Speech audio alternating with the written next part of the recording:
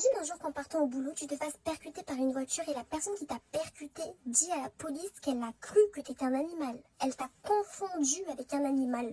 Vous savez c'est quoi le pire dans cette histoire? C'est que maintenant tu peux percuter une personne et repartir en paix. La police va te dire, écoutez, c'est pas grave madame, vous avez dit que vous avez cru que c'était un animal, du coup, vas-y, c'est pardonnable. J'aurais tellement voulu que cette histoire soit fausse, mais c'est malheureusement ce qui est en train de se passer. Il s'agit du cas d'un étudiant étranger qui s'appelle Klein, qui est venu ici en France dans le cadre de ses études. À côté, il a pu obtenir un job dans une zone industrielle, c'est-à-dire qu'un jour, il se décide de partir au boulot. Il prend sa trottinette, vu que les zones industrielles, on les connaît, c'est beaucoup plus long, il n'y a pas de bus, il fait froid, c'est l'hiver. Du coup, pour raccourcir le temps de trajet qu'il a, il prend une trottinette pour se diriger au boulot. Il fait son chemin comme d'habitude, comme tous les matins, et cette fois-ci c'était la fois de trop parce qu'il y a une voiture qui est passée derrière lui et qui l'a percuté. Cette femme qui l'a percuté s'est sûrement dit dans sa tête, bizarre, je vais quand même laisser la personne pendant, je sais pas, peut-être une heure toute seule, à terre, et je vais aller récupérer mon mari à la maison.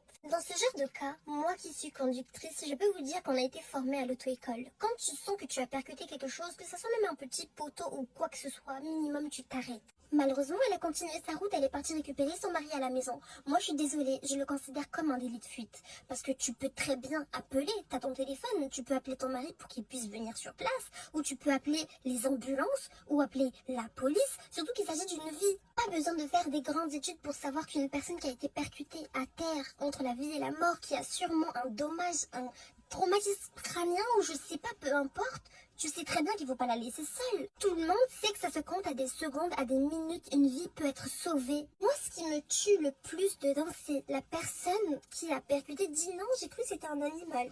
La route, elle ressemble à ça. On a regardé sur Google Maps, la route elle est clean, même s'il y a du brouillard, je veux bien l'entendre, mais tu vois quand même un gros gabarit avec un gros manteau, une personne sur une trottinette. C'est quel animal? Comme la police est trop efficace, la personne qui a percuté n'est même pas en prison à l'heure actuelle. C'est ça le pire, vraiment. La famille est en souffrance, la personne est en liberté. Si elle se prend un bon avocat, pour elle c'est réglé. Le pire c'est que l'information n'est même pas passée à la télé, n'est même pas passée dans une petite feuille, une petite page du journal. Personne n'en a parlé. C'est-à-dire on est obligé de prendre nos réseaux pour parler à votre place.